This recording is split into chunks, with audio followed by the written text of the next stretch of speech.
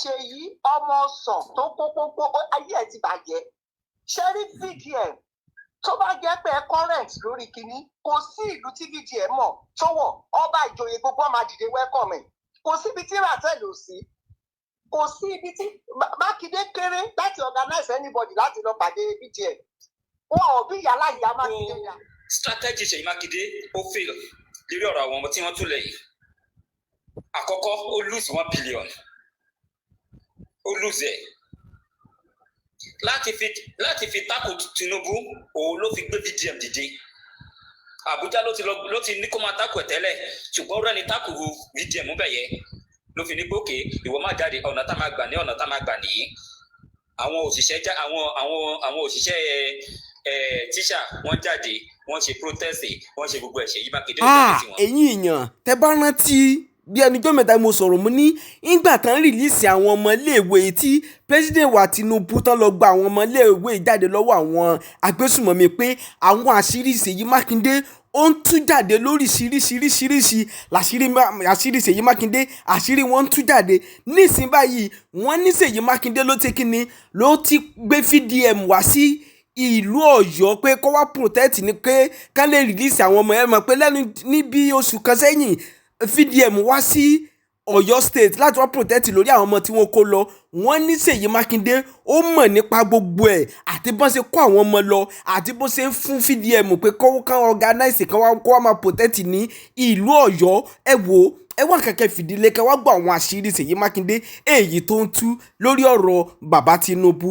ẹ wá nǹkan kan fìlẹ kẹ wá fi ti gbéyàwó ọ̀rọ̀. pé gbogbo bó ṣe kó àwọn ọmọ yẹn lọ Mákindé ò ríro for a bit president tó fẹ́ become ní next year òun ló wà lórí ẹ̀mí ẹ̀ àwọn ọmọ wà nínú igbó lẹ́nu ikú Mákindé wà ní Bauchi ó ń ṣe kí ni ó ń ṣe campaign pẹ̀lú àwọn nọ́dánà ibẹ̀ ló ti make statement yìí ó tó ti sọ wípé láti bí almost 7 years náà ti jẹ́ executive governor yín ní Ọ̀yọ́ state tóun ò tí ì declare intention òun wípé òun fẹ́ run fún presidency ó ní kò sí nǹkan tó ń jẹ́ wọn school adoption rárá wọ́n ń jíyàn gbé ṣùgbọ́n wọn ò kọ́ ọmọ ní school ó lọ́jọ́ tó ń declare ara òun báyìí pé òun ní interest òun fẹ́ jẹ president ẹ̀ dìbò fóun ó ní kò pé 24 hours tó fi kó àwọn ọmọ tá a bá ní ká wò ó lọ síwájú ká wò ó lọ sẹ́yìn tó bá jẹ́ ìwà àbẹ́mi náà a lè rò bẹ́ẹ̀ wípé egun àtiró wọlé èèyàn àtiró jáde ta ni ò mọ̀ pé egun àtiró tó wọlé òun lèèyàn àtiró tó jáde wípé àjẹkẹ́ lánàá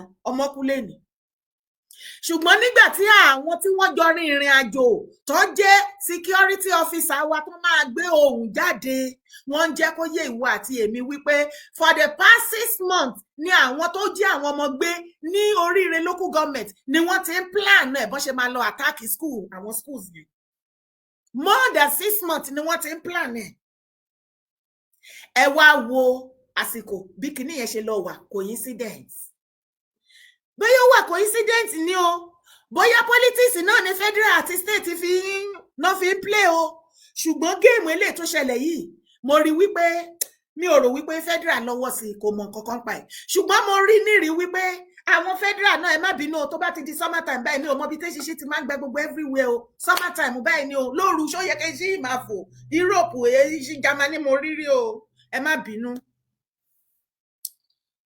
ní ìgbà tí federal náà wá rí wípé ó dàbẹ̀ ni wípé social media yìí is the key lásìkò yìí o kí lẹ rí tán ṣe ìyẹn ni a fi máa lọ fún ẹ̀yin tẹ́ súnmọ́ Ìbà Ganiyu Ige Adams torí ọ̀rọ̀ tèmi èmi ò ní láti gbé Ìbà ṣépè ní ilé ṣépè fún Ganiyu Ige Adams ọ̀rọ̀ la máa sọ ọ̀rọ̀ ni Gani sọ kò gbé anybody ṣépè ọ̀rọ̀ làwa náà máa fi dá lóhùn any media tó bá ń ṣépè fún Gani Adams ó jà fún ilẹ̀ Yorùbá personal fight ìjà tiẹ̀ ló ń jà Ìgbòho sì rán wa ká gbé Gani ṣépè àbí anybody nílẹ̀ Yorùbá Ìgbòho ti sọ fún wa ká má fi orúkọ òun àti ìlú ẹkùn ká má fi bá Gani OPC any other insecurity ká má fi bàjà ìwọ tó bá yìí ń ránṣọ mọ́ ọ̀rọ̀ Gani tó dẹ̀ ń ṣépè fún àti OPC kì í ṣe Ìgbòho ló rán ẹ o ṣùbí case tí Gani bá fẹ́ treat fọkọ̀pù ẹ bẹ́ẹ̀ ó ti kéèsì bọ̀ ẹ́ lẹ́sẹ̀ tí wọ́n wá arrest ẹ má jẹ́ ká gbọ́ lẹ́nu ẹ wípé Ìgbòho ló ń jà fún mo pariwo tó ẹ̀yin èèyàn can bear me witness sísìn ó lè sọ̀rọ̀ nípa Gani nípa situation tó wà ńlẹ̀ but má fi ọ̀rọ̀ Ìgbòho má fi ṣépè fún anybody ní ìgbà tí Gani sọ wípé òun ò kí ń ṣe Ààrẹ Ọ̀nà Kakanfò tó máa lọ nú igbó tó máa ṣe kí ni tó máa gbé drone àbí tó máa lọ nú igbó tó máa ṣe fídíò àbí anything. But thank God wípé at the end of it all gbogbo bí wọ́n ṣe rìn nínú igbó àwọn tó lọ rescue àwọn Ògbómọ̀ṣọ́ gbogbo wa láti rí fídíò yẹn, ọ̀pọ̀lọpọ̀ fídíò yẹn ló wà ń bẹ̀. Kí fídíò má bàa pọ̀ jù ni mi ò ṣe upload ẹ̀ sórí kíní ilé ni. Àbí kò yé wa gbogbo bó ṣe wọbẹ̀ gbogbo bí wọ́n ṣe pa ọ̀pọ̀lọpọ̀ àwọn ọmọ fún àwọn bandit àwọn terrorists wọ́n kú lọ bẹ̀rẹ̀ bẹ́ẹ̀ ni mi mọ̀ bí ọ̀pọ̀lọpọ̀ yín rí fídíò yẹn tí àwọn federal tí wọ́n release tí wọ́n bá gbé kámẹ́rà dání tán record ẹ̀ báwo la ṣe fẹ́ rí ajá Ìwòyí òun ló mehoro Ìwòyí lé ibi tí mò ń lọ gangan nìyẹn tó fi kan Gani. Kẹ wá wo oríṣiríṣi àwọn nǹkan ogun tí wọ́n bá lọ́wọ́ wọn, ẹ wo machine ọ̀kadà gbogbo ẹ̀ ìbọn gbogbo everything tí wọn ò bá tan kámẹ́rà sí, because kẹ́ ẹ lè mọ̀ wípé anything you want to do láyé àsìkò yìí social media is the key. Tó o bá ní Ọlọ́run rí ẹ jẹ́ kí aráyé kó rí traces ẹ̀ náà, jẹ́ kí aráyé kó ṣe kí ni kó rí traces ẹ̀. Federal náà wọ́n lè wọnú igbó yẹn tí federal tó bá wọnú igbó tí wọ́n kọ̀ bọ́ síta tí wọ́n láwọn ti kọ́ ọmọ jáde, èmi àti ìwọ ọgán náà á sọ pé just like that àbáwọn náà lọ kó pamọ́ ni ẹ kàn dẹ̀ wọlé ẹ dẹ̀ kó wọn jáde just like that. Ṣẹ́yìn lẹ kó wọn pamọ́ ni another case tún nìyẹn. Àwa mídíà á tún máa rẹ́yìn á tún máa fata àti iyọ̀ àtepo á máa fi ṣe á máa dùn mọ́ra wa lọ́wọ́. Ṣùgbọ́n kí ó lè yí ẹ wípé àsìkò tá a wà yìí social media is the key. Má sọ wípé iṣẹ́ abẹ́nú kan ń lọ ká má rí traces nǹkan tó ń ṣe, irọ́ ló wà bẹ́ẹ̀. Federal government wọ́n lọ rescue àwọn ọmọ wa, àwọn ìyá wa, àwọn bàbá wa tí wọ́n jí gbé ní Ògbómọ̀ṣọ́. Wọ́n dẹ̀ gbé kámẹ́rà dání gbogbo bí iṣẹ́ yẹn ṣe ń lọ, wọ́n dẹ̀ record ẹ̀. At the end of it, ṣé wọ́n gbé fídíò jáde? Gbogbo bí ìrìn àjò yẹn èyí tán lè show bẹ́ẹ̀ ṣé wọ́n show ẹ̀ fún at least a rí traces pé yes truly wọ́n ṣe tàtàtà ara wọn. Torí this lady Aisha Yesufu ẹ̀yẹn ọmọ Ẹlúbí ó ti bọ́ síta ó ti challenge federal sharply. Ó ní ká lè believe pé lóòótọ́ kìí ṣe federal ni wọ́n kó àwọn ọmọ yẹn pamọ́. Ó ní kí wọ́n release fídíò bí wọ́n ṣe rin ìrìn àjò yẹn tó ṣe rescue àwọn ọmọ yẹn. Federal wá bẹ̀rẹ̀ sí ní bombard orí social media. Fídíò ti pọ̀ jù fídíò oríṣiríṣi mo bá wọlé èmi àtúnmí ìmọ̀ bí ọ̀pọ̀lọpọ̀ yín rí ó ti pọ̀ jù. Wọ́n wá da fídíò everything wọ́n fi bombard orí social media káàkiri èyí tó bá wù ẹni kò mú bẹ́ẹ̀. Tó já sí wípé tí wọn ò bá gbé jáde báwo ni wà tèmi ṣe fẹ́ believe lóòótọ́. Ìgbà tí wọ́n gbé jáde ṣé Aisha Yesufu tó rọ́rọ̀ sọ ṣé somebody like me and you àtúrí nǹkan kan ṣàtúrí nǹkan wí lórí yẹn àárí nǹkan kan sọ mọ́. Oníkálùkù wa ṣe ládẹ ń jubilate tá à ń yọ̀ tá à ń dúpẹ́ ayọ̀ náà dẹ̀ bá wa kalẹ̀ Ọlọ́ọ̀dẹ̀ ní jẹ́ kírú ẹ̀ ṣẹlẹ̀ mọ́ ní ilẹ̀ bàbá wa. Kí ni mo wá ń sọ ni wípé ní ìgbà tí Mákindé tó yẹ kí ọ̀rọ̀ kó ká lára, ẹ̀yin ọmọ Yorùbá ìbàjẹ́ ti dẹ wá sọ́wọ́ wa o. Ọlọ́run ọba ń gbọ́, mo para wa sórí ètò ilé ni mo wá fẹ́ para fún wa. Ẹ jẹ́ ká sòótọ́ ọ̀rọ̀ àwa la máa bára wa sòótọ́ ọ̀rọ̀. Thank you very much, God bless you. Ẹ̀yin tẹ́ fún mi ní gift yẹn, Ọlọ́run á bá mi wà pẹ̀lú yín. Thank you for the gift, thank you. The boss man, God bless you. Ẹ̀yin èèyàn mi ẹ bá mi follow the boss man, thank you. Ìbàjẹ́ ti dẹ wá sí wa lọ́wọ́ o. Ọlọ́run torí tí ò bá wá jẹ́ bẹ́ẹ̀ ni ọmọ Yorùbá kí ló dé? Kí ló ṣẹlẹ̀? Mákindé tó jẹ́ wípé original ọmọ Yorùbá tó tún jẹ́ gọ́fúnà, ta ló yẹ kí ọ̀rọ̀ Ògbómọ̀ṣọ́ kó ká lára jù kó gbomi lójú ẹ̀? Mákindé kò síbi tí ọ̀rọ̀ gbà ká lára nínú gbogbo ọ̀rọ̀ tó wà ńlẹ̀. As a matter of fact, Mákindé kò ní ẹni títí tí wọ́n fi gba àwọn pípù jáde. Tó o bá ní ẹni gbogbo ìgbà tí Mákindé ń release press release ẹ̀ lórí àwọn ọmọ Ògbómọ̀ṣọ́, jọ nítorí Ọlọ́run bọ́ síta kó bá mi sọ ibi tí Mákindé ti rí ẹni information kan tó wà tangible tó mú jáde nínú information rẹ̀ tó fún wa ní hope wípé yes wọ́n yìí máa padà rí àwọn ọmọ yẹn, ikú ò ní pa wọ́n lọ. Torí at a stage àwọn ọmọ àlè kan wọ́n lọ kówó fún VDM. Kì í mọyì ara wa, ṣùgbọ́n ará àta ìràlẹ̀rálẹ̀ ará àta tó bá ti dọ́dọ̀ Yorùbá àsọdọba. a bẹ̀rẹ̀ sí ní treat ẹ̀ like a king. Ìràlẹ̀rálẹ̀ ni níbi tó wà o, àmọ́ ni kò wá ra ẹran lọ́dọ̀ ibi tó ti kúrò o. Ṣùgbọ́n tó bá ti bọ́ sẹ́rin Yorùbá á mú orí àpèrè, wọ́n á lé ọba tó wà ń bẹ̀, Yorùbá tó wà ń bẹ̀, wọ́n á lé kúrò. Wọ́n á mú àmọ́ tí ò wá ra ẹran tó kúrò ní ọ̀dọ̀ àwọn èèyàn ẹ̀ tó dáàrin wa, á sọ́dọ̀ba lójijì.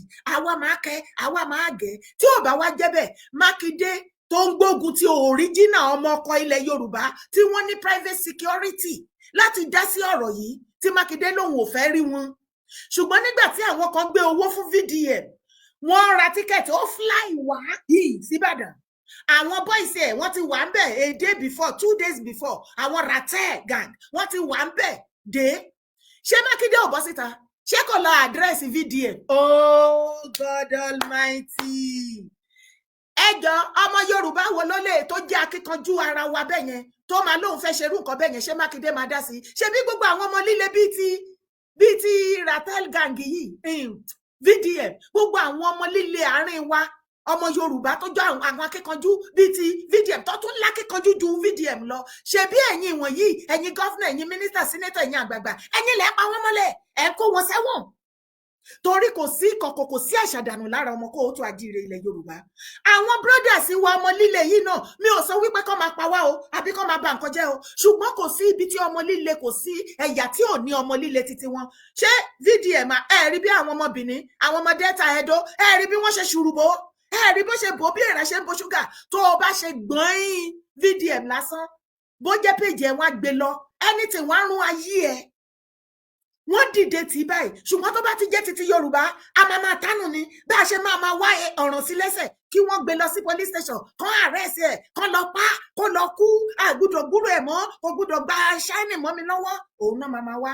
Tí ò bá jẹ́ bẹ́ẹ̀, VDM kó àwọn ọmọ Ratel wá, wọ́n wá sí Ìbàdàn. Ṣebí Mákindé ó obey, ó attend sí VDM like bó ṣe yẹ kó attend sí ìran ọmọ Yorùbá náà tó bá lọ bá. Tí ẹ̀yin yúùtù náà bá dìde tẹ lọ́ba, ṣé Mákindé ó máa attend sí yín bó ṣe attend sí VDM? Ẹ jẹ́ ká ti bẹ̀rẹ̀. Ẹ̀yin ọmọ ẹran mi, tó bá jẹ́ wípé ẹ̀yin yúùtù Ọ̀yọ́, ẹ̀yin lẹ kóra yín jọ, tẹ wá mú leader, tẹ wá bọ́ síta, tẹ wá lẹ fẹ́ bá Mákindé sọ̀rọ̀. Ṣé bí Mákindé ṣe attend sí VDM tó fún ní ọ̀nà àti everything yẹn, ṣé bó ṣe máa ṣe fún yín nìyẹn? Kò ní ṣe é. Torí kò rí yín, in fact níbi tẹ́ ti ń kóra yín jọ tẹ́lẹ̀ ti fẹ́ ṣe kinní yẹn lásán, á ti gbìdẹ àwọn èèyàn wọn síta, wọn á ní kán lọ dàrin yín rú. Wọn in fact á ti sọ sínú pépà, Mákindé á ti release press release òfò tó wálé ayé wá release, á ti sọ síta pé anybody tá bá bá o, anybody ti tèmi, the number 1 person tó yẹ kí governor kó pè bí ìṣẹ̀lẹ̀ yẹn ṣe ṣẹlẹ̀ tó ṣe gbọ́, òun ni president. Kó fi tó wọn létí pé tó ọ̀gá o, ọ̀rọ̀ ilé ò tiẹ̀ ní kankan ṣe pẹ̀lú ọ̀rọ̀ pé mo jẹ́ Yorùbá àbẹ́yìn náà jẹ́ Yorùbá, ọ̀gá sí àtẹ̀yàn tó wà London mi ni. We are talking about federal. Ó yẹ kó pè nǹkan báyìí o, ó ti ṣẹlẹ̀ ní territory mi o, mo need the support federal o, ìgbà kan àwo kan o. Kó wá jẹ́ wípé òun ló pe federal, kí ó wá jẹ́ bàbá Tinubu àtijọba wọn ni wọn wá dá lóhùn, kó òun wá sọ síta. Tó bá jẹ́ pé bàbá Tinubu ò dá lóhùn, Mákindé ò ní dúró ìṣẹ́jú kan láti wá jẹ́ kí gbogbo àgbáyé mọ̀ wípé òun ti pé federal ló fi òun lágídí o. Ẹ̀yin náà mọ̀ nǹkan tá a made of now. Media àti ya kan sọ́rọ̀ online, bá ṣe ń gé wọn jẹ létí, lèmi á máa gé wọn jẹ lẹ́sẹ̀, nìmí á máa fa irun orí wọn, nìmí á máa dó nípa lóńgò imú wọn. Ṣùgbọ́n tí wọ́n fi release àwọn people yìí lánàá, tí federal tí wọ́n fi lọ sí Ọ̀yọ́ state ní Old Park Ọ̀yọ́, tí gọ́fúnà Mákindé wà ń bẹ̀, tí wọ́n fi lọ, tí wọ́n fi jà, tí wọ́n fi rescue àwọn people yẹn, tí irú ìṣẹ̀lẹ̀ tó ṣẹlẹ̀ nígbà tí àwọn federal release fídíò yẹn, tí irú ìjà tó ṣẹlẹ̀ láàrin àwọn terrorists àti Nigeria Army security team wa tó fi ṣẹlẹ̀ tó lámìlaka bẹ́ẹ̀ yẹn ní territory tí Mákindé ti jẹ gọ́fúnà, tí ò dẹ̀ gbọ́ fìrìfìrì, kò rí báyìí ẹ̀, kò rí traces ẹ̀. Kí ló ṣẹlẹ̀ Mákindé? Ẹ wá rí wípé Mákindé fẹ́ lo kinní yẹn láti fi tánìṣì bàbá Tinubu image wọn, àti láti fi sọ okùn, láti fi gbé ìjọba bàbá Tinubu lulẹ̀, láti fi support insecurity tí àwọn northern sọ wípé bàbá Tinubu government wọ́n ní bàbá Tinubu is not capable of being a Nigeria president because kò lè fix insecurity. The same northern tó jẹ́ wípé àwọn ni wọ́n sponsor terrorists, those terrorist boys, those bandits, Fulani Esme, Wulo ICC, Lakurawa Boko Boys and everything. Àwọn monarch, àwọn emir not, àwọn religious leaders wọn, àwọn political stakeholders wọn, àwọn mẹ́tẹ̀ẹ̀ta yìí sọ̀rí mẹ́ta lóko láìdí oníkálukú wọn náà ní group terrorist wọn tó fi hàn ra wọn léèmọ̀. They are the one buying us. Àwọn ni Mákindé wá rí mú ní àsìkò yìí torí desperation ni ẹ̀. Àwọn ló wá rí mú láti yàn láàyò láti bá ṣe láti lè ṣe kíni láti gbógun ti ìjọba Tinubu. Ìwọ àtẹ̀mí ọ̀rọ̀ tó dẹ̀ wà ńlẹ̀ yóò ti wà glaring. Kò yẹ kó ṣẹ̀ṣẹ̀ máa dúró kéèyàn kan ṣẹ̀ṣẹ̀ wá máa ṣàlàyé nǹkan tí yóò sí fún ẹ. Àwọn northerner wọ́n sunkún lójoojúmọ́, ìwọ náà ń gbọ́, èmi náà ń gbọ́ wípé Tinubu will never come for the second term. Okay, àwa Yorùbá wá ń béèrè lọ́wọ́ àwọn northerner kí lẹ̀ṣẹ̀ Tinubu, kí ni President Bola Ahmed Tinubu ṣe fún wọn tí ò ní ṣe second term? Kí lẹ̀ṣẹ̀ wọn? Northern ò rí nǹkan sọ DNA lẹ́ni pàtó ju wípé Tinubu government is not capable of fixing insecurity in Nigeria. The same insecurity tí Northern cause. They are the one benefiting from the terrorism. They are the one financing it. Tó o bá fẹ́ mọ̀ àṣírí gbogbo kinní yẹn, ó wà lórí àwọn short video tí mo máa ń ṣe jù sí orí àwọn YouTube channel. Àwọn YouTube wọn ni wọ́n tú àṣírí yẹn. Fídíò wa ta ni ẹ́ gẹ́gẹ́gẹ́ ta ni ẹ́ who you be, kí ló gbé mi, kí ló rọ́ mi, èṣù wo ló gbénú ẹ? Look into her eyes. Tinubu is the first president tó challenge àwọn northern in anything. If you look at the insecurity tó ṣẹlẹ̀, wàá ti mọ̀ wípé insecurity ni weapon tí northern máa ń lò against every other president láti kó ọwọ́ wọn bọ̀lẹ̀. By the time tó bá da insecurity àwọn boys ọmọ àlè wọn síta terrorists tó bẹ̀rẹ̀ sí ní dá gbogbo Nàìjíríà rú, president yẹn á wà staggered. Kò ní wo lẹ́ẹ̀mejì pé òkè kí lẹ ní kí n ṣe gan, ó yá they did it fún Jonathan. Ṣé mo parọ́? Ṣé Jonathan ò padà jẹ gbèdì wọn? Buhari gan tó tún jẹ́ tiwọn ṣé wọ́n ṣe fún Yar'Adua gan tó fẹ́ máa ṣe bákan fún wọn. Ṣé Rufai yóò bọ́ síta ṣó òrí tó ní ó ní wọ́n lára politically kó fàyè gbà wọ́n? Ọ̀nà dẹ̀ ṣe kínní yẹn fún bàbá Tinubu nìkan ni wọn ò tí ì rí nǹkan kan ṣe sí, and that is the reason. Àìmọye oríṣiríṣi ọ̀nà náà ti gbà láti finish bàbá yẹn. Lẹ́nu ìgbà tó débẹ̀ ṣó mọ̀ ẹ̀pọ̀ ti plan kúùpù bí ẹ̀ẹ̀mejì náà ti gbìyànjú láti poison wọn, ṣó mọ̀. Wọ́n á máa ní rọ́ni, but I am telling you what is happening. You understand? Ṣé irú àwọn yẹn òun ló yẹ kí Mákindé lọ mú létí? Wọ́n wá wò wípé òkè tó bá ní Àtíkù ní only candidate tó wà látọ̀dọ̀ wọn. Wọ́n lè dìbò f'Àtíkù, customer dáadáa ní owó Nàìjíríà náà kúkú ni ó fi ń waste every 4 years. Kò sọ́jọ́ tí Northern ń bọ̀ wá gbà kí Àtíkù become president because they know what is made of. Okay, Obi, bóyá ká ní àwọn ọmọ Yíbò tó wá ní candidate míì tó better ju Obi lọ, maybe it could have been another chance for them or something. I don't know. But the Obi gan tí àwọn Igbo wá gbé sílẹ̀ as their candidate, wọ́n ló ti ṣẹ̀wọ̀n rí ìgbà tó jẹ́ governor l'Anambra, wọ́n ló pa a lot of àwọn northerner, wọ́n ní irọ́ ló ń pa, wọ́n ní tó bá dìbò fún, wọ́n ló ń bọ̀ wá pé Nàìjíríà ni, ó ń bọ̀ wá ṣe Biafra ni, everything ó ṣàrò gbogbo ẹ̀ mọ́, wọn ò ní dìbò f'Obi. Wọ́n dẹ̀ mọ̀ wípé wọn ò ní gbé candidate míì jáde ní north because it is not yet their turn. Àfi tó bá ń wá èṣù. Ẹ dìbò fún, ẹ jẹ́ kí Tinubu wọlé, ọ̀ràn ni ẹ jẹ́ kó wọlé. Fún Northern ọ̀ràn ni, ẹ ti wọ one chance this time around. Gbogbo orí burúkú tí àwọn Northern ti ń feed Nigeria for a very many years ago. Àsìkò ti tó táwọn náà máa face the same thing this time around. Wọn dẹ̀ tí wàá face ẹ̀jìnà. Ẹ wo bó ṣe ń roast. Ẹ wá imagine àwa South tó ti ń ṣe fún wa for so many years. Bẹ́ẹ̀ ni wípé àkì í ṣèyàn. Bẹ́ẹ̀ ni wípé ẹ̀jẹ̀ kan ló ràn nínú veins gbogbo wa. Ṣé you see? Wọ́n wá wò pé ta ni wọ́n lè lò against bàbá Tinubu. Mákindé wá ju ara ẹ̀ kalẹ̀. Ó wá fara ẹ̀ kalẹ̀ gẹ́gẹ́ bí ọmọ iná tó ń rán síná wípé ó yá ẹ wá lò mí, mo wà available. Ẹ lò mí. Wọ́n wá gbé. Ṣó ti wá rí géèmù bó ṣe ń lọ pé Sheikh Ahmad Gumi tó wá sí Ìbàdàn kò ń ṣojú lásán. Mákindé was fully aware. Plan gbogbo wọn ni ó mọ̀ sí. that means to say Mákindé ń ṣiṣẹ́ papọ̀ pẹ̀lú àwọn Sheikh Gumi Olúwo, Sheikh Gumi Mufti àti ọ̀pọ̀lọpọ̀ Gumi tí wọ́n sá sábẹ́ wọn tó sá sẹ́yìn wọn tọ́rọ̀ pé àmọ́ wọn. Gbogbo wọn yìí ni wọ́n bá Mákindé náà bá ṣe connection, àwọn Sultan, àwọn Gumi àti gbogbo ẹ̀ and the rest of àwọn Kaba ní northern part of Nigeria. Ẹ bá wa sọ fún Mákindé, káti ẹ̀ wá sọ wípé bàbá Tinubu ò wá síbẹ̀ tó jẹ́ wípé kò lè ṣẹlẹ̀ torí ikú ò ní polódóde. Ó ti wà ń bẹ̀ already, ó ti wà ń bẹ̀ nìyẹn, kó máa ṣe continuity ni bí yẹ̀yìn. Ṣé tó bá tẹ̀ wá sọ wípé òkè ó wá di kàráǹgídá, ṣé Mákindé ló wá kàn? Tó bá tẹ̀ wá kan Mákindé, ẹjọ́ ṣé Mákindé ò mọ̀ wípé àwọn Northern fẹ́ use òun ni? Ṣé kò mọ̀ wípé àwọn Northern wọ́n kàn fẹ́ use òun ni? Wípé kò ṣe wípé ó máa tó bá padà jẹ́ president yẹn wípé òun ló máa rule Nàìjíríà.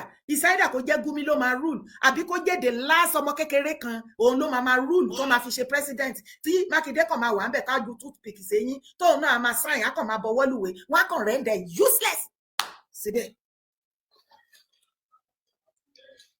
Tó bá wá rí bẹ́ẹ̀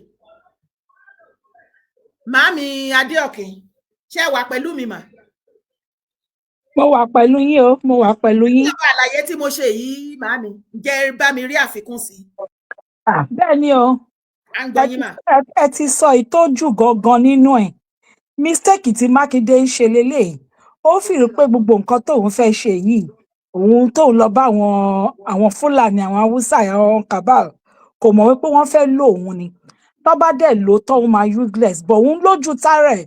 Òun náà lè fi pé bí òun fẹ́ place máa gbọ́ kò sí bó ṣe lè rí ohun tó fi lè mú k'Ọ́básanjọ́ tí wọ́n ṣe f'Ọ́básanjọ́ t'Ọ́básanjọ́ ò rí ọ̀nà gbà then who is he? Ṣẹ́rí tí mo kọ̀ rí nínú gbogbo kí ni pé he's too ambitious. Ó ní ojú kòkòrò agbára as in power. Ẹni tó bá dẹ̀ ti ní ojú kòkòrò power kò sí ohun tí ò lè ṣe.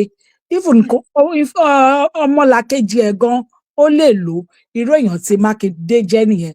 Òun náà dẹ̀ fẹ́ di kí ló àwọn tó máa ń jẹ́ bíi màá ti gbàgbé orúkọ tó máa ń pè wọ́n bíi pé àwọn ni káwọn wà ń bẹ̀ ṣe understand lórúkọ tó máa ń pè wọ́n but gbogbo nǹkan tó ń ṣe yìí kò lè pay kàkà bẹ́ẹ̀ ó máa render political life useless ni.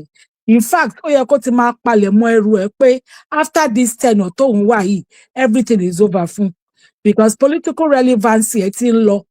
Torí gbogbo àwọn ìyẹ̀wò màmá principal ìgbà tó máa give vote of thanks kò dárúkọ Ọ̀yọ́ state government kò dárúkọ anything presidency nìkan ló dárúkọ and it goes a very long way because ọ̀rọ̀ tó rárá sọ ní ṣókí yẹn tí yàyìn ò sọ̀rọ̀ púpọ̀ yẹn ọ̀rọ̀ yẹn ti ná ìfẹ́ ó ti clear ọ̀rọ̀ nígbà tó tún máa gbé wọn kúrò láti ibẹ̀ yẹn tó máa tún gbé wọn lọ sí hospital military hospital náà gbé wọn lọ it shows wípé kò sí kankan tí ẹ pé Mákindé mọ̀ ń pa ẹ̀ wọ́n tún gbé wọn dé kúrò nínú gbọ́tọ̀ wọn tó àtẹ̀tìrò bí wọ́n máa gbé wọn lọ sí state house ni kò sí ohun tó jọ so kẹfì mọ the real kinní tó wà láàrin òun àti presidency àní ọ̀rọ̀ kan dẹ̀ lẹ́sọ̀ àmọ́ ìyá ara wa bàbá ṣe ara wa lójú aráyé náà máa ṣe gbé wa because nígbà tí president tó jẹ́ Yorùbá wà ń bẹ̀ kò sẹ́ni tó mọ̀ gbogbo alámọ̀ pé Tinubu náà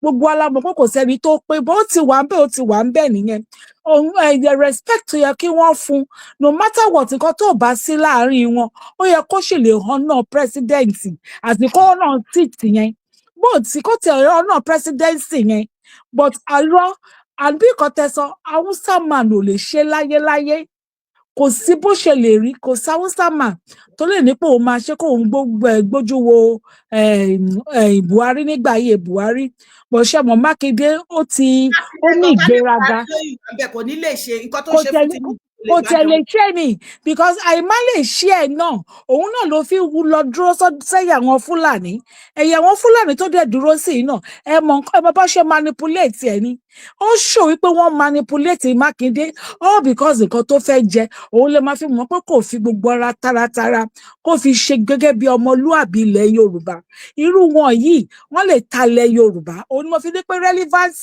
ẹ̀ nínú politics gan ó ti ń kú tó ṣé gbogbo ohun tẹ́ sọ kò sí rọ́bẹ̀ o kò sí rọ́bí kékeré bó ti mọ kò sí ńbẹ̀ but it's just unfortunate ni pé ó ti gbẹ́ kòtò ó ti gbẹ́ kòtò ìkíní fúnra ẹ̀, ó ti gbẹ́ kòtò downfall ẹ̀, ó ti gbẹ́ already. But kí nìyàn fẹ́ ṣe gbogbo wa, ìwò ní kò ní fọ́ ní wàhálẹ̀, èéfín dẹ̀ nìwà. Ibi tó bá bó bá ṣe ṣe ra ẹ, bó bá ṣe jókòó nínú fọ́tò, bó bá ṣe jókòó kọ́ yẹ̀ ló máa ṣe bára ẹnu fọ́tò. Òun lọ̀rọ̀ Mákindé. Mo dẹ̀ ti máa ń tẹnu mọ́rọ̀ yìí, wọ́n ń dẹ́ ẹni dẹ̀dẹ̀ ń dẹ́kú náà ń ṣe fún. Ẹ jẹ́ ṣebí few months ló kù kó pé wọ́n yẹ ẹ̀mọ́ tó máa fi náà máa kúrò lórí oyè. Ẹ jẹ́ kó pé ìgbẹ́lẹ́ ọmọ kọ́ máa mú ṣíkún ni, àwọn máa ṣí ìwé ìrántí, wọ́n máa ṣí. A mistake tóun dẹ̀ ṣe ni pé kò sí ohun tá a ṣe láyé yìí tí wọn ò ní ròyìn ẹ̀. Bó ṣe dáadáa wá ròyìn ẹ̀, kò dẹ̀ ní kúrò ńlẹ̀ láíláí. Bó ṣe búburú wá ròyìn ẹ̀, ìwọ dẹ̀kẹ̀rẹ̀ ìwọ náà bímọ ní fámìlì, kí ló fẹ́ jẹ́ kó sọ nípa fámìlì ẹ̀? Irú orúkọ wo náà fẹ́ máa pè ẹ́ tó bá kúrò lórí oyè yẹn? Ìyẹn ti mistake tó ń ṣe nìyẹn. Ó kò àná unfortunately ó ti late fún, because mo mọ bóyá fẹ́ rìdíìmà rẹ̀. Ṣé wàá rí mo dẹ̀ tẹnumọ́rọ̀ kankan, ṣe rí nǹkan tó ń ṣẹlẹ̀ yìí, ó mú ìṣọ̀kan wá sáàárín ilẹ̀ Yorùbá ni, àwọn ọmọ Yorùbá. Gbogbo ohun tó ń ṣẹlẹ̀ káàkiri lórí ọ̀rọ̀ bàbá wa Ìgbòho, ọ̀rọ̀ Èrò Ẹkùn, ọ̀rọ̀ Mákindé àti gbogbo àwọn ọmọ Ọ̀yọ́ tí wọ́n gbé àwọn oríire local government tí wọ́n gbé tọ́lọ́run ti bá wa dá wọn padà yìí. Ó mú nǹkan sábàbí nìkan láyé yìí. Ó mú ìṣọ̀kan àti ohun kan sáàárín àwọn ọmọ Yorùbá. Miss àná tún wá ṣe kí ni, ó tún wá tú àṣírí Ààrẹ Ọ̀nà Kakanfò dáadáa. So ṣẹ́rí tí nǹkan bá ń ṣe, a máa mú nǹkan míì dání. Òun la fi máa sọ pé bọ́lá ń ṣe ń ṣọlá ẹ̀, kò sẹ́dá tó mọ̀. Bọ̀ kókó bẹ̀ ni pé ihun tá à ń fẹ́ gẹ́gẹ́ bí ọmọ Yorùbá, k'Ọlọ́run jẹ́ kó tẹ̀ wá lọ́wọ́. So mo sọ ju báyìí lọ mà, ẹ ṣeun gan ni. Ẹ ṣeun gan ni. Tó o dorí TikTok, Mr. Kilo, Media Igboho Loyal fans, Bami Kilo. Mo wà pẹ̀lú yín yèyé. Ẹ ṣe ǹjẹ́ bá mi láfikún sí àlàyé tí Adéorí Ọ̀kín ṣe sà. Bẹ́ẹ̀ ni, ṣùgbọ́n ọ̀tọ̀ lọ́nà tí èmi á gbé gbà ní tèmi. Okay sà. Ní àkọ́kọ́ mo kí bàbá ẹgbẹ́ yín, bàbá Ọlájìmí, ẹ káàbọ̀, mo kí ẹ sì kú ìfọmọ ènìyàn ṣe. Ọlọ́run á máa ròyìn ní agbára o. Ẹ ṣé sà. Mo sì kí bàbá AY náà pẹ̀lú, Ọlọ́run á máa tó okun àtagbára yín ṣe o. Àmín àṣẹ. Ọ̀tọ̀ lèmi máa gbé ọ̀nà ìgbà.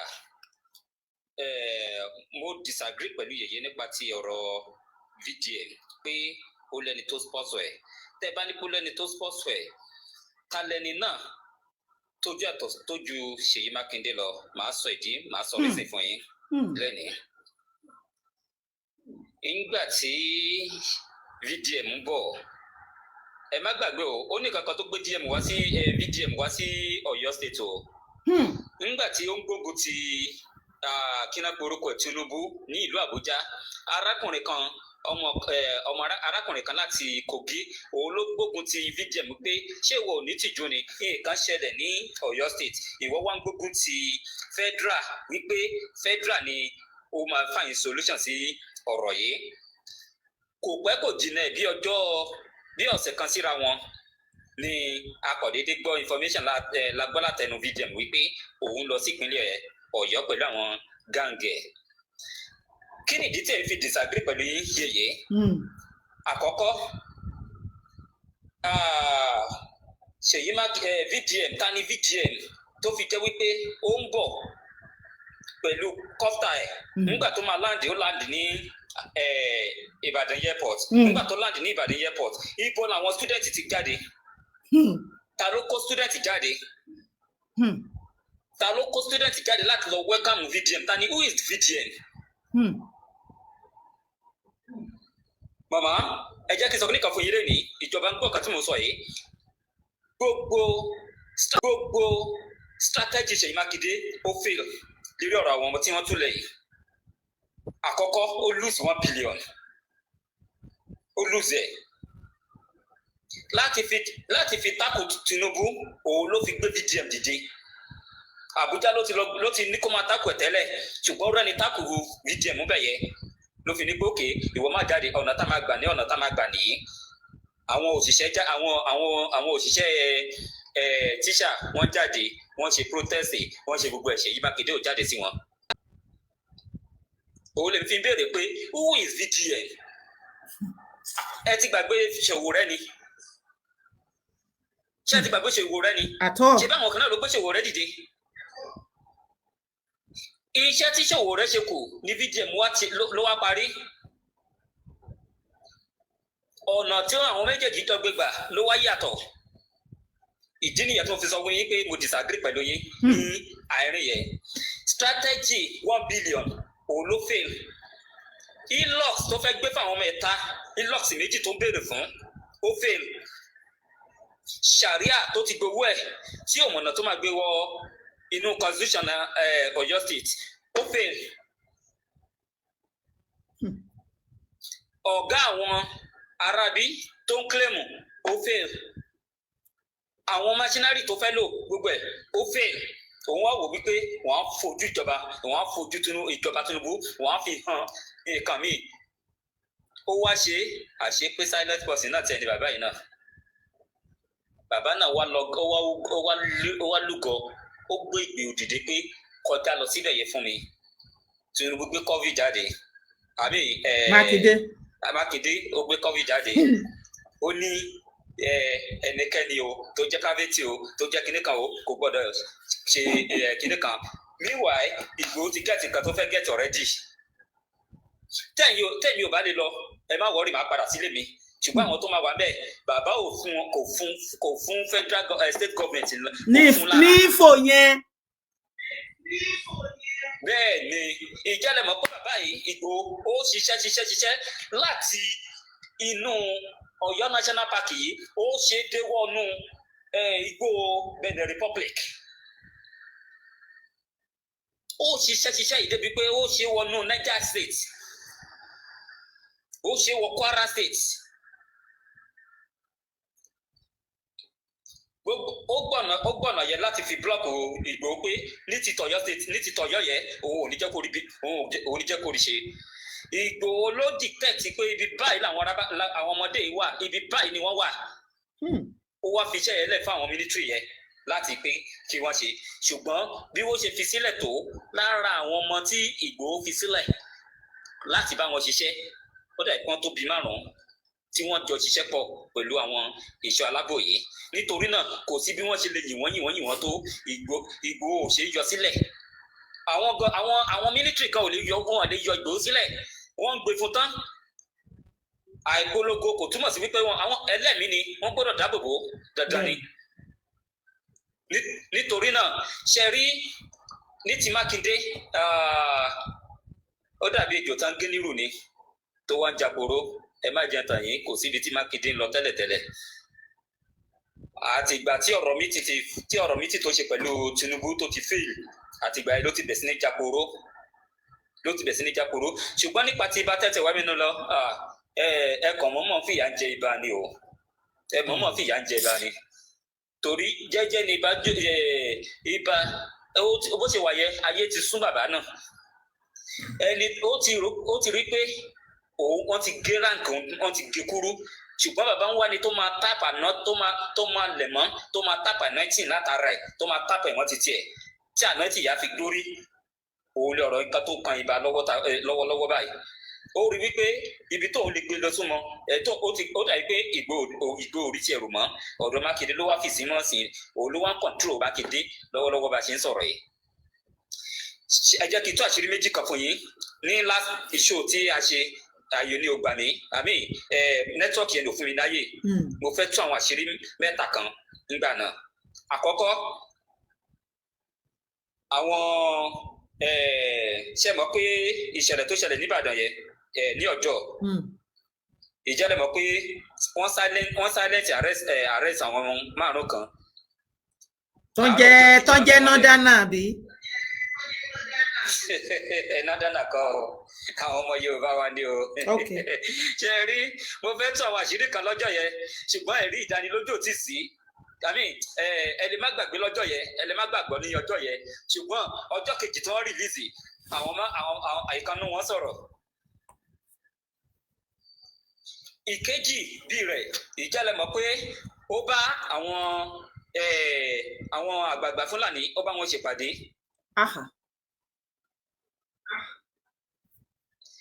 kò pẹ́ kò jìnnà kí ló ṣẹlẹ̀ sí kò pẹ́ kò jìnnà òun la rí wípé nǹkan tó ṣẹlẹ̀ ní ọjọ́ yẹn ó ṣẹlẹ̀. Ìkẹta bí rẹ̀ òun ni wípé àwọn tí Ìgbòho arrest méjì, àwọn méjì tó arrest lọ́jọ́ tí Ìgbòho lọ nù forest inú igbó Ọ̀yọ́ National Park yẹn. Ó fẹ́ claim pé kí wọ́n á release wọn, ṣùgbọ́n ó dàbí pé kíní yẹn fẹ́ dá wàhálà lẹ̀ láàrin àwọn ọ̀gá ọlọ́pàá pẹ̀lú Ṣèyí Mákindé.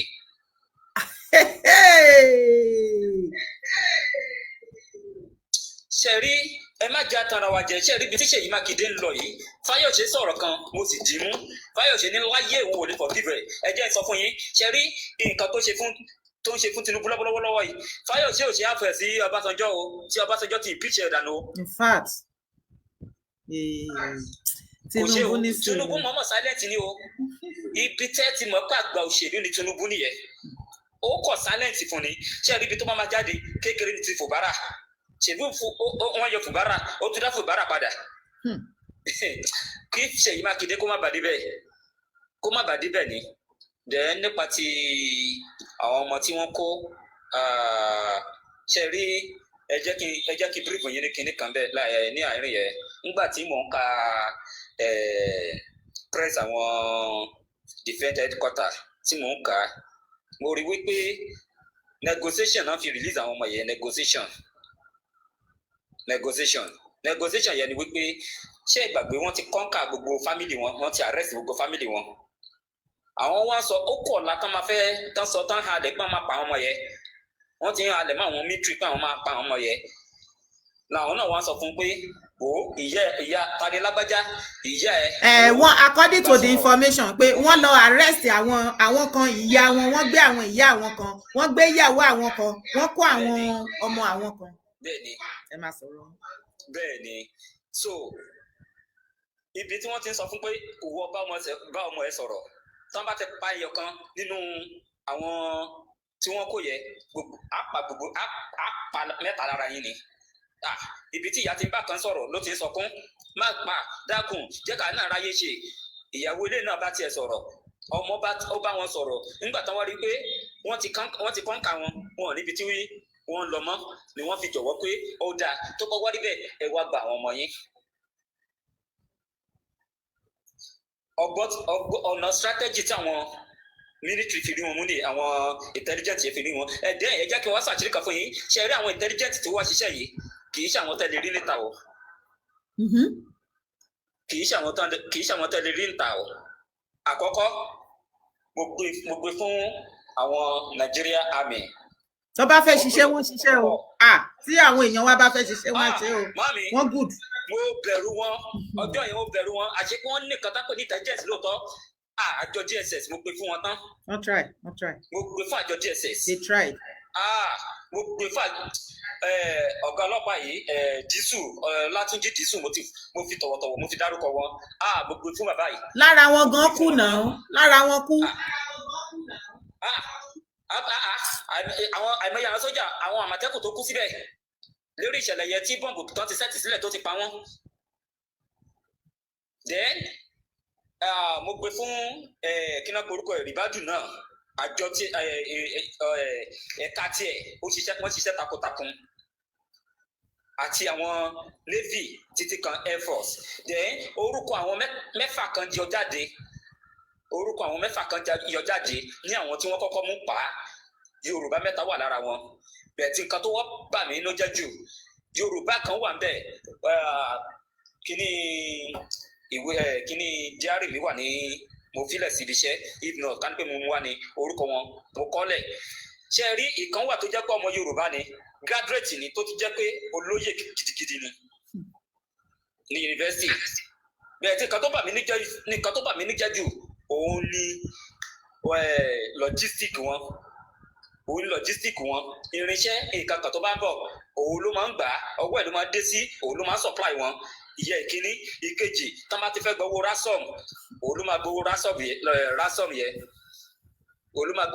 yẹn.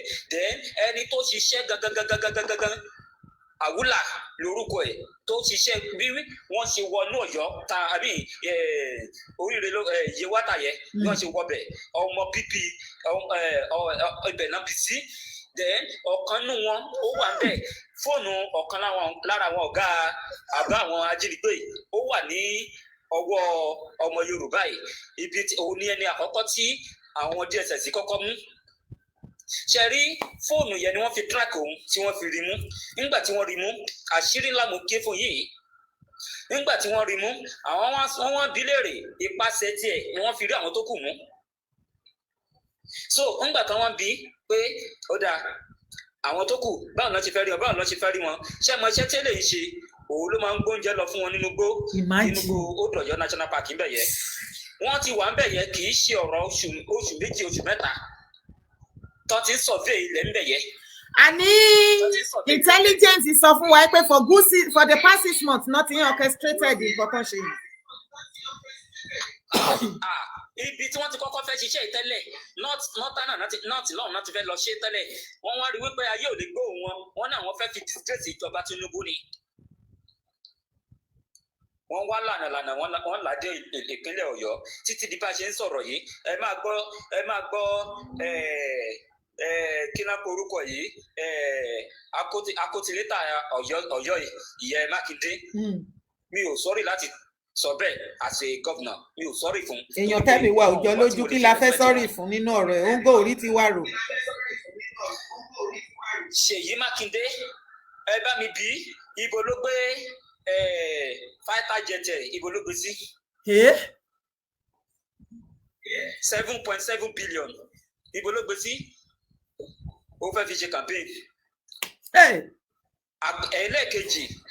ẹlẹ́ẹ̀kejì bí rẹ̀ ó ṣèlérí pé wọ́n á distribute owó 30 billion fún àwọn kíná orúkọ ẹ̀ àwọn tí ìṣẹ̀lẹ̀ bọ́ǹbù tó ṣẹlẹ̀ sí ní Bódìjà ẹbí wo ló ti jáde lénìí tẹ́ gbọ́ pé wọ́n pín owó fún. Ìkẹta ó fẹnukò ó ní láti ìgbà tí òun ti ṣẹlẹ̀ tí òun ti wà lórí ìjọba fún odidi bíi kíná orúkọ ẹ̀ ọdún 7 àtàbọ̀ tóun ti tòjọba ó ní kò sí irú nǹkan bíi ilé irú aburú bẹ́ẹ̀ kò ṣẹlẹ̀ rí ní Ọ̀yọ́ state ta ló pa ibo náà ti pa Bọ́rọ̀dé ṣé Èkìtì náà ti lọ pa Bọ́rọ̀dé ni no mo tẹ̀ wá ń béèrè ṣé Germany náà ti lọ pa Bọ́rọ̀dé ni ok Ìgàngàn èyí tó ṣẹlẹ̀ ní Gàngàn tí Sunday Igboho fi lọ mo ogun tó gbé ti Igboho yes ó kàn dé mọ̀ pé kò ní right láti lọ bẹ̀. ẹ wo ẹ jẹ́ kí n gé ọ̀rọ̀ kúrò dà pé ibi tí mo lọ dà ipò gùn mo fún àwọn mi láàyè mo kì í pẹ́ kó ètò. God bless you bami. tó ọ̀rọ̀ ńlá rèé o ẹ̀yin èèyàn mi ẹ̀yin tẹ́ bá fẹ́ pè wọlé láti dá sétò ẹ̀yin èèyàn mi lórí TikTok ìjà láwa ta fẹ́ dá sétò. ẹ jẹ́ mo ti ń gbọ́ gbogbo ọ̀rọ̀ àti àkíyèsí tí everybody ṣe látàrọ. kẹrẹ ìgbà tí mo kéré díẹ̀ mọ́mì mi máa ń sọ̀rọ̀ kan wọ́n máa ní pé ó pàdé àgbà lọ́nà ó ní kókó ẹ lọ́gbọ́n ṣé mo bí àṣírí ló ṣe dàgbà. látìgbà tí wọ́n ti bí mi mo ò tí ì sí ní àkójọpọ̀ àwọn tí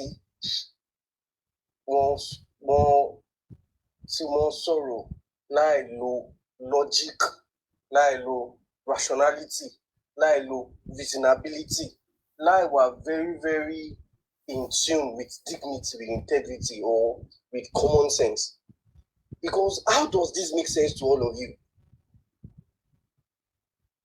At least you people are old enough to be able to think like humans. What kind of hello Mr. Samuel. Hello, excuse you. Are you here to contribute to what we are saying, or you are here to insult us? I don't believe. Get out of here.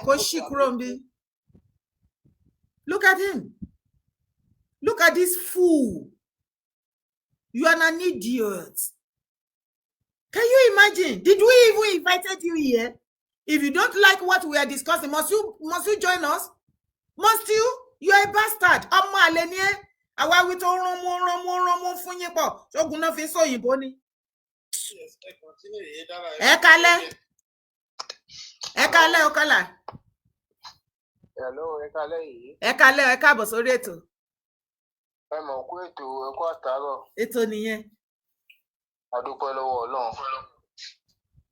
A dúpẹ́ torí pé kí ni tí Ọlọ́run bá ṣe tán tí ó bá fẹ́ ṣe àánú ọ̀nà ibòmíì ni máa ń gbé gbà tó wàá mọ ìyàwó lẹ́nu pé Ọlọ́run bá àánú tí a bá gbàgbé lọ́jọ́ kìíní àná nígbà tí a gbé bàbá àlè wá sórí ètò ṣe é rántí bàbá àlè sọ pé ẹ má dìbò fún Peter Obi o ẹ má já dìbò fún Obi o Yorùbá ni ká dìbò fún irú yìí dára tí wọ́n gbé wọn wájú ọ̀rọ̀ ẹ̀yẹ àwọn lẹ́nu àwọn ọgbọ́n tí wọ́n fẹ́ sọ torí pé kí ni gbogbo àwọn tiẹ̀ sọ pé àwọn òdìbò ni bàbá dùdẹ ń jẹ́ kọ́ ọmọ Yorùbá pé sẹ́ ọmọ Yorùbá gẹ́gẹ́ ni ká dìbò fún. ẹ má bínú o kò sẹ́ni tó gbé Peter Obi wá sórí pláfọ́ọ̀mù tèmi rí o èmi ò mọ pláfọ́ọ̀mù mi. bàbá àlì bẹ́ẹ̀ lẹ gbé bàbá àlì. ẹ ṣe rántí nǹkan o látọdún ní.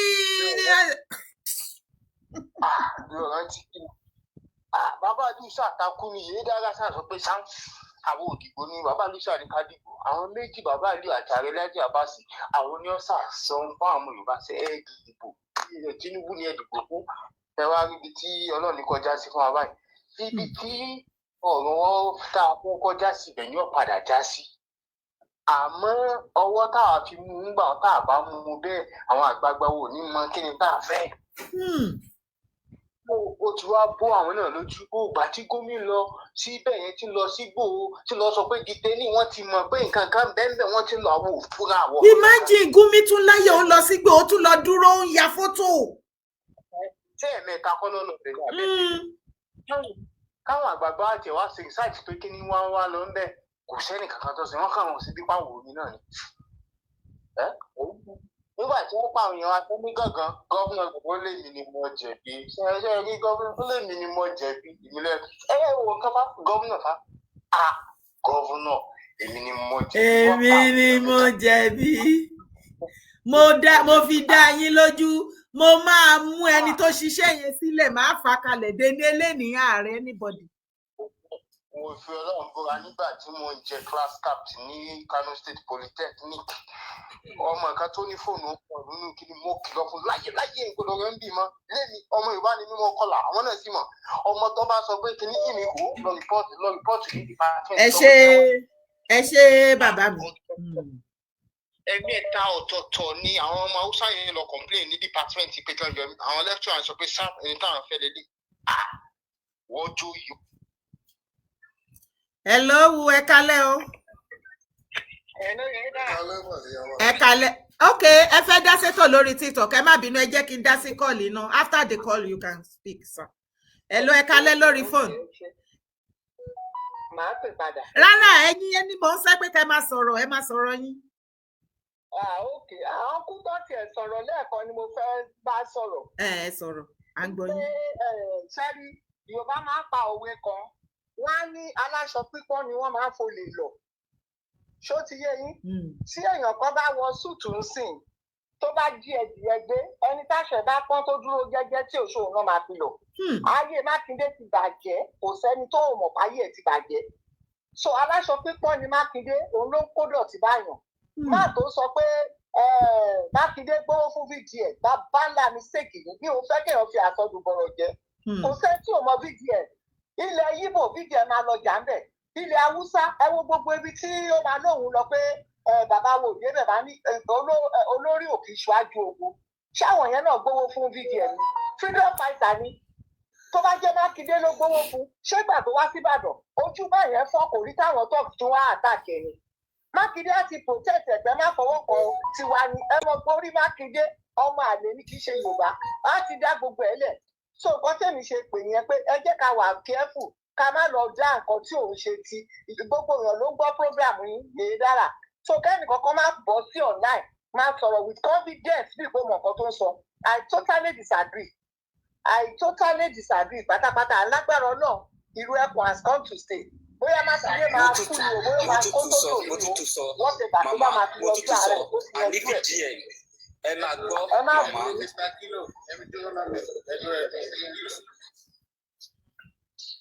Hello. À ń gbọ́ yín. Ní ọ̀pọ̀ tí mo fẹ́ sáré correct nìyẹn máa ń sọ. Okay, Mr. Kilo ṣe fẹ́ dá wọn lóhùn ni. Kọ́dà ọ̀sà. Mr. Kilo ẹ hàn mute. Àní mo béèrè ìbéèrè.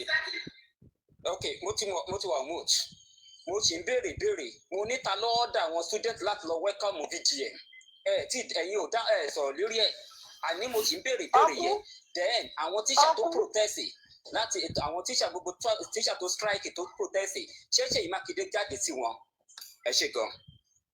ẹ ṣe ṣẹ́rí question tẹ́ béèrè yẹn ó ní mo ṣe sọ pé Ṣèyí ọmọ sàn tó kókókó ayé ẹ̀ ti bàjẹ́ ṣẹ́rí VGM tó bá jẹ́ pé ẹ current lórí kinní kò sí ìlú tí VGM mọ̀ tó wọ̀ ọba ìjòyè gbogbo ọmọ àdìdé welcome kò síbi tí Ratel ò sí kò sí ibi tí Mákindé kéré láti organize anybody láti lọ pàdé VGM wọn ò bí yàrá ìyá Mákindé dá VGM is not an hypocrite tó fẹ́ ṣe nǹkan torí ojú ayé kò sí ìlú tí òde jọ́ọ̀sì wọ́n pààyàn bẹ́ẹ̀ ó fòde bẹ́ẹ̀ ta ló fún lówó tó fi lọ ẹni gbogbo ìlú tó ti ń pààyàn freedom fighter ni so he said it before even coming after only we ti gba àwọn ti protest ní Abuja we are coming to Ọ̀yọ́ wọ́n tún wọ́n ọ̀nà pé tó bá wá pé Mákindé àtàwọn youth ọ̀nà máa attack ẹ̀ ó ní tó bá attack wọn máa lè ní wọn and he came truly the attacking àwọn students máa jáde ẹ̀yin lè Ratel òkèrè nínú ayé sà kò síbi tí wọ́n dé kò sí ìlú náà tí Ratel ò dé. my own ń sì màmí ohun tẹ́mi kan my own point nínú ọ̀rọ̀ ẹni wípé bí Mákindé ṣe ọ̀nà Ratel VDM àti gáǹgì àwọn Ratel gáǹgì tó bá jẹ́ ọmọ Yorùbá ni wọ́n kóra wọn jọ bẹ́ẹ̀ tán láwọn fẹ́ rí ṣé bó ṣe ọ̀nà àwọn Ratel ló ṣe máa ṣe fún àwọn Yorùbá. olórí burúkú ò ní ọ̀nà wọn ibi tẹ́mi ń lọ nìyẹn. Tinubu jàwére ní ó máa lè ní honestly èmi ò support Mákindé from here to there ó lọ sí pé ok tó bá jọ máa ọ̀nà wọn kí ló dé tó lóun fẹ́ kí irú ẹ̀ kò ṣe ṣé irú ẹ̀ kò fẹ́ wá jalè ni ṣe bí fún ìlọsíwájú ni kó bàjẹ́ ló lọ sí ẹ wà orí ẹ̀ tó dẹ̀ máa jìyà òun ló ń jẹ́ kó rí fọ kó lè ṣí fìlà kó gbà kó àwọn Fúlàní tó lọ bá in fact tí ò bá pokùnso díẹ̀ ló máa kó ẹ kọ́lẹ̀ ni ò ṣe pè fún kò ní ọ̀nà Yorùbá. ẹ wo bó ṣe ń ṣe sí another question ma tó bá jẹ́ regime Buhari ká ní pé òun ló ṣì wà lórí president ìsìn tó ìjẹ́ president wa ṣé nǹkan yìí tó wá ṣẹlẹ̀ lọ́dọ̀ Mákindé ṣé bó ṣe ń ṣe sí bàbá Tinubu ó pé federal láti ẹ̀ ti lè sọ wípé òkè o nǹkan báyìí ṣẹlẹ̀ sí ẹ o the same you ló dẹ̀ tún rojọ́ president fún rival fún opponent ẹ̀ wípé èèó federal ó gbọ́ wípé nǹkan báyìí ṣẹlẹ̀ ní territory òun kò pé òun can you imagine pé federal ò pé òun nínú òun àti federal ta ló yẹ kó kọ́kọ́ pera wọn. nǹkan kan náà la ṣe sọ yìí dára ayé ń ṣe Mákindé ayé ẹ̀ ti bàjẹ́ ìyá tó máa jẹ́ òlè tó gbọ́rọ̀ tó bá jẹ́ kì í ṣe Yorùbá ló jẹ́ president kò ní ṣe orí burúkú sometimes I wonder why tí bàbá Tinubu dákẹ́ honestly I must tell you kò tiẹ̀ yé mi why tí wọ́n ti fi ṣìwèrè yẹn dànù why he kept quiet I don't know tó bá jẹ́ Haúsá ló wà bẹ́ẹ̀ wéré ẹ máa fẹ́ wọ́n bí já kó ṣe 1/10 nǹkan tó ṣe fún bàbá Tinubu but why tí bàbá Tinubu dákẹ́ òye mi. gbogbo wa la mọ orí èèyàn tí bàbá Tinubu jẹ́ o nǹkan àgbàlagbà ṣe ní kodoro tó máa ṣe wà nú ẹ o nígbà tí bàbá Tinubu bá bẹ̀rẹ̀ sí ní treat fọkàn fún Mákindé. wọ́n bá fi sí freezer ní ẹ filẹ̀. ẹ ṣe gan ni mà. Haúsá kò ní ṣe ẹgbẹ́ àbí iṣẹ́ igi wò jìnnà sórí nítorí Ọlọ́run káàtì ẹ̀yọ president or no president kò ṣé ẹgbẹ́ ìyálàjẹ ni bàbá Tinubu ni ibi tẹ́ ti máa mọ̀ pé. àrífín yẹn ti pọ̀ jù. kò ní jẹ́ kó gbọ́. àrífín yẹn ti pọ̀ jù sorry. ó tẹ̀ ti pọ̀ jù ó ti pọ̀ jù. yes sir ẹ ṣe gan ni ma God bless you ma. ẹ kalẹ̀ káàbọ̀ sórí ètò sà.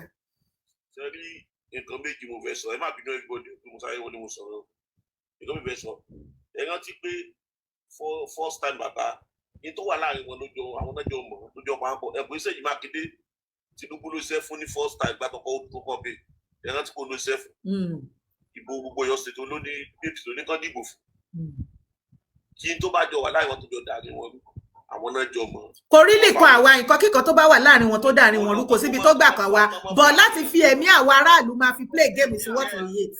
ẹ̀mí àwọn aráàlú ni à ń sọ̀rọ̀.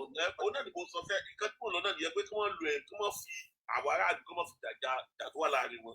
kí wọ́n fi ẹ̀mí àwọn aráàlú dàjà wọn àwọn náà jọ mọ́ tó jọ pa wọ́n pọ̀ àti òtòjọ́ láàrin wọn tó yẹ pé wọ́n jọ sí fún àwọn náà jọ mọ́ kó mọ́ lo àwọn èèyàn ṣé wọ́n yí pati VDM tí bàbá ìsọ lẹ́ẹ̀kan kó gbé gbogbo anybody kó fún VDM ṣẹ́rí tẹ́mi rí ni pé Ṣèyí Mákindé play smart ni ó mọ ok kó tó wá sọ yìí ó sáré nǹkan tó ti dán ó sáré kí gbogbo nǹkan tó ti dánwò lábùjá dánwò ní gbogbo ẹ̀ gbogbo tẹ̀sán ṣe lábùjá gbogbo ṣe lẹ́fù ẹ̀ ó lè sọ ọ́ mọ̀ pé tó o bá yẹ ti káàmù VDM down nǹkan míì tó àwọn èèyàn mọ̀ ó máa padà wù jáde ó play smart ti gbọ́ gbówó fún VDM ebi Ọ̀yọ́ ṣe tí ò dé rí láyé ẹ̀kọ́ ẹ̀wọ̀n ní ìsọ pé kí ló fà tó lù ó pé tó ní kó tún wá kó ìfàjẹ̀ sí Ọ̀ṣun ṣe kó wá sí ọ̀dọ̀ ṣẹlẹ̀ àwọn ẹnì kan bá ti pé nǹkan kan wà sẹ́ pé ó máa lè kí gbogbo ẹ̀ máa fẹ́ kí wọn síta wọ́n fẹ́ sáré play smart káwọn close wọn.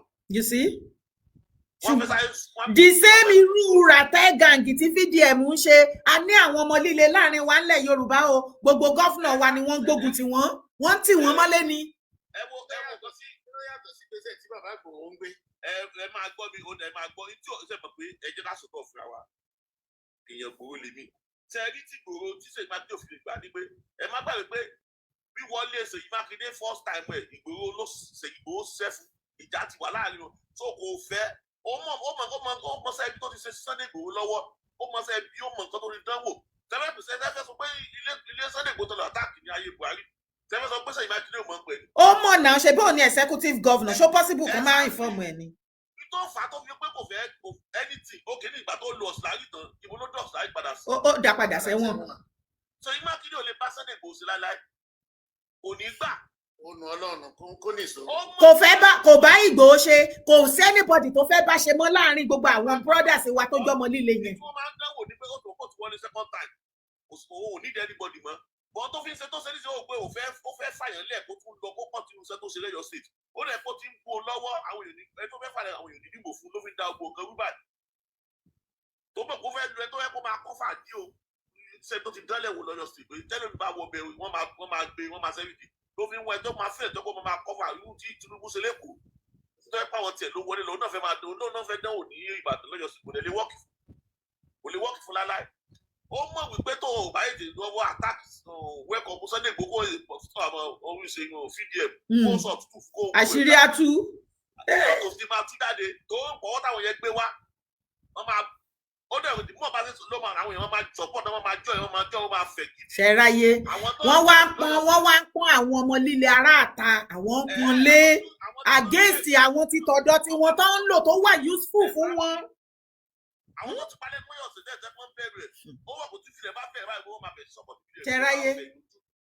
olóòjẹ́ kò ètè káàdà tí wọ́n gbogbo owó ìlú ló fẹ́ gbé fún ẹgbẹ́ táwọn èèyàn fi lọ ẹ wo kéèsì àwọn ọmọ onílẹ̀ àwọn tó ọmọ ọba tó pa àwọn lẹ́kọ̀ọ́ nísì tó túra tó ẹwà tí tó túra lẹ́jọ́ mẹ́ta yìí nísì wọ́n ti pè wọ́n ti bẹ̀ wọ́n ti fẹ́ gba tóbi ní olóògbọ́ kankan òun máa túbọ̀ òun máa dáko òun máa dá ìfìdí sá lọ́la èló ìṣèlú ẹni wá gbé fún tó máa sọ pé ó sì tọ́jú jọ wọ́n bẹ̀ ìwò tó ó kéré sí oníwò mọ̀ pé fẹ́yìn ní kó tó pé fídíò ẹ̀ pé kó wá sí Ọ̀ṣun kò mọ̀ pé ọmọ yẹn máa dà síta ó máa gbé síta pé òun fẹ́ lọ ó fi tó máa sọ káwọn kan jọ sọ lábẹ́lẹ̀ mi kiri ni ìyẹn ìjà sáré ṣapá àwọn ti jábọ̀ gbogbo plan tó máa ní pé bẹ́ẹ̀ fẹ́ mú mọ́lẹ̀ ní sí kò lè wọ́ọ̀kì fún wọn mọ́. ẹ̀yin náà ẹ wo kí ló lè fa àrífín láàrin Mákindé ẹ gbàgbé wípé bóyá òun àti bàbá Tinubu wọ́n jọ wà papọ̀ tẹ́lẹ̀ à ń sọ̀rọ̀ nípa ẹ̀mí aráàlú tí Mákindé tọ́kó sí ìkáwọ́ ẹ̀ àkàtà ẹ̀ tọ́kó sí lọ́wọ́ tó dẹ̀ ní láti ṣàkáǹtì wípé bóun ṣe bá wọn lálàáfíà tó bá di next CMA tó ń lọ òun tún kó wọn sílẹ̀ láyọ̀ àtàlàáfíà o wọ́n wá kó lára àwọn ọmọ yẹn Mákindé fi wọ́n sílẹ̀ ó lọ ṣe campaign ní Bauchi títí tí federal fi wá tí wọ́n fi operate tí wọ́n ṣe tàtàtà tí gbogbo rẹ́rẹ́ rún nínú territory Mákindé was not aware of anything. Is that a competent governor, sir? ó tún wá fẹjọ́ pírẹsidẹǹtì sún ọpọnẹtì ẹ wípé irú nǹkan bàtàbàtà báyìí ó ṣẹlẹ̀ sí ẹ ó wá ń rojọ́ pírẹsidẹǹtì torí pé ẹjọ́ jọmọ Yorùbá fún Peter Obi wípé èèyàn pírẹsidẹǹtì pé kò pè ẹ́ láti wá bá ẹ kẹ́dùn nǹkan tó ṣẹlẹ̀ sí ẹ wàrà sì wọ fúnra lára ẹ ó fi mẹ́sẹ̀jì ránṣẹ́ tó yẹ kó ṣe kí lẹ rí sáàrin yẹn sà.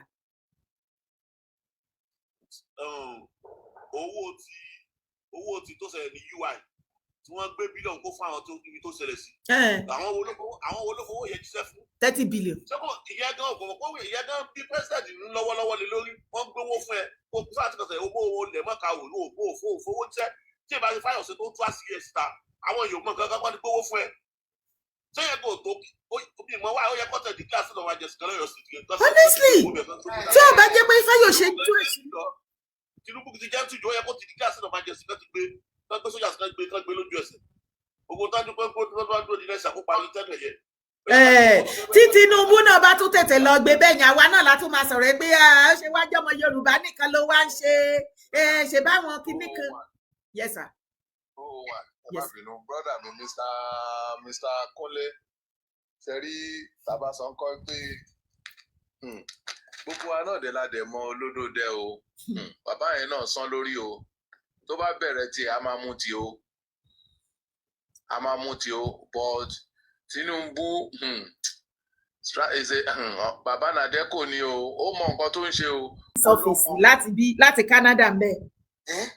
Ẹ wá kó àwọn ọmọ ọlọ́mọ ẹ kó wọn pamọ́ for good 56 days àti àwọn ìyá oníyà bàbá oníbàbà ẹ wo bí woman principal yẹn ṣe rí níjẹta tí wọ́n fi wọ́n lẹ̀ tí mo lie down sórí bẹ́ẹ̀dì tí mo rí woman yẹn mo ń sunkún báyìí tí mo ń pọ̀n mí lójú yẹn